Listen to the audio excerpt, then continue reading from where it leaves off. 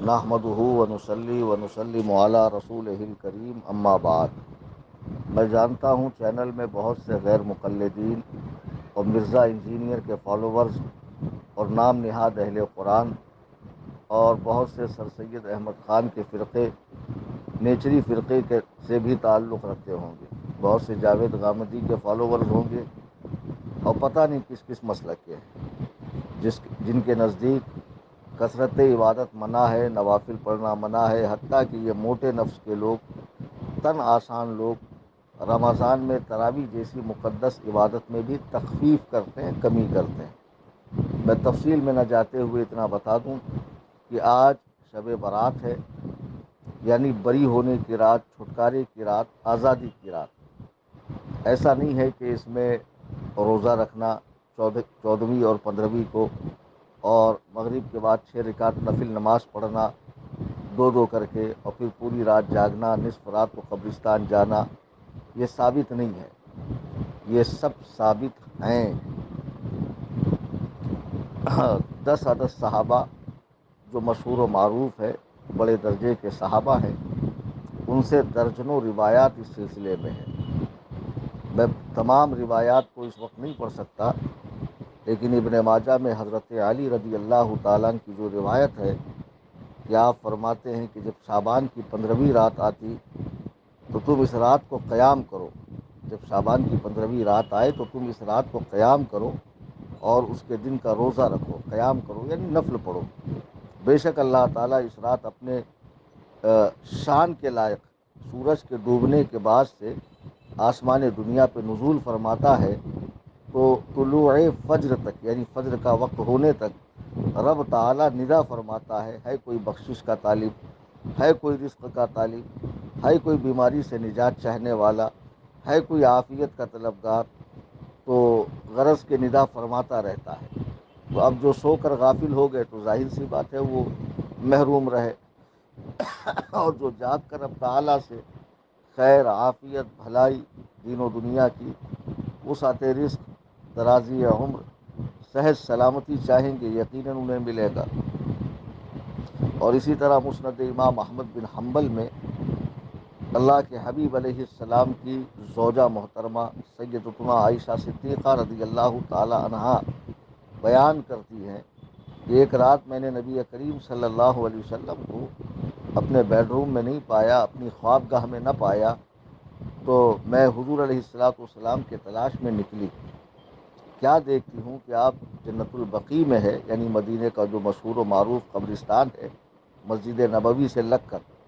وہاں ہیں حضور علیہ السلام، اور آپ نے فرمایا کیا تجھے خوف ہے کہ اللہ اور اس کا رسول تیرے ساتھ نا انصافی کریں گے؟ میں نے عرض کی یا رسول اللہ، میں نے سوچا شاید آپ کسی اور زوجہ کے یہاں اور کسی بیوی کے یہاں تشریف لے گئے ہوں گے، تو آپ نے فرمایا ان اللہ عز وجل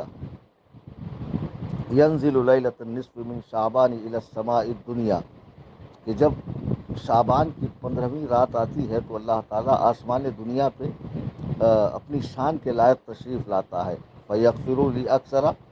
اور اکثریت کی مغفرت فرماتا، من عدد شعر غنم کلب، کہ اللہ تعالیٰ اس رات قبیلہ بنی کلب، جو عرب کا ایک مشہور و معروف قبیلہ تھا اور جو کثرت سے بکریاں پالتا تھا، ان بکریوں کے بالوں کے برابر لوگوں کی مغفرت فرماتا ہے۔ آپ اور ہم اپنے سر کے بدن کے بال نہیں گن سکتے، ہم سے تو بہت زیادہ بال بکریوں کو ہوتے ہیں، اس کی تو پورے کھال پہ ہی بال ہوتے ہیں، تو ایک بکری کا بال ہم گن سکتے ہیں، جبکہ اس قبیلے میں کئی ساری بکریاں تھیں، تو ان کے بالوں کی تعداد کے برابر اللہ تعالیٰ اس رات میں بندوں کی مغفرت فرماتا ہے، سوائے ان کے جو کثرت سے شراب پینے والا ہو، ماں باپ کا نافرمان ہو، جادوگر ہو، مسلمان سے دشمنی رکھنے والا ہو، اور اور شراب پینے والا ہو، ماں باپ کا نافرمان ہو، مشرک ہو، اللہ کے ساتھ شرک کرتا ہو، جادو کرنے والا ہو، یہ سب اس رات بخشش سے محروم ہوتے ہیں، اگر سچے دل سے توبہ کر لیں اور کبھی نہ کرنے کا عہد کریں تو انشاءاللہ ان کی بھی بخشش ہے۔ تو آج شب قدر کو آپ منائیں، آج آپ یقیناً روزے سے ہوں گے، عصر کے بعد بھی آپ جو ہے ذکر و اذکار کریں، تلاوت کریں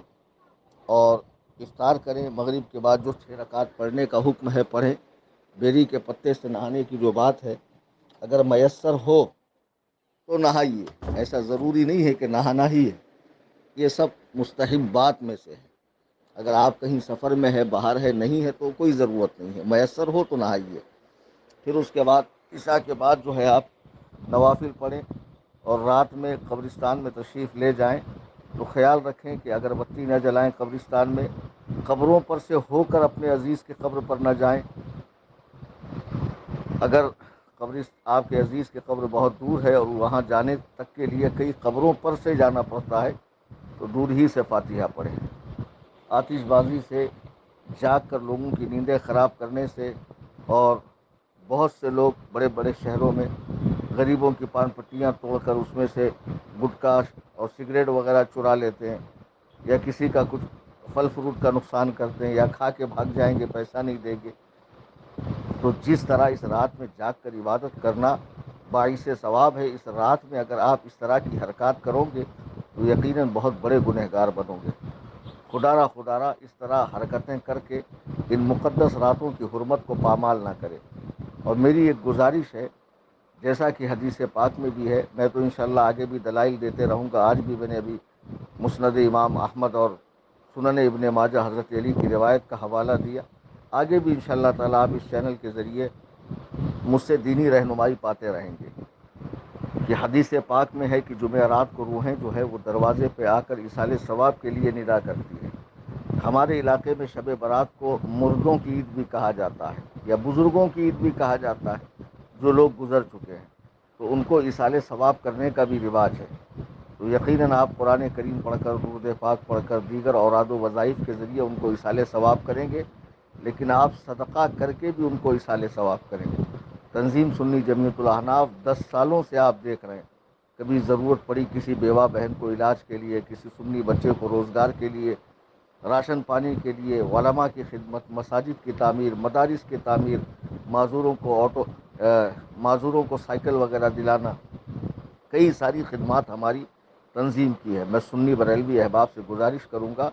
کہ آج ضرور صدقہ کریں۔ اور مجھے بڑا افسوس ہوتا ہے کہ جب میں نے اسکینر ڈالا، لوگ 1 روپیہ، 2 روپیہ، 5 روپیہ، 10 روپیہ ڈالتے ہیں۔ اگر میں وہ اسکرین شاٹ کر کے چینل پہ ڈالوں تو ان کا نام آ جائے گا، اچھی بات نہیں۔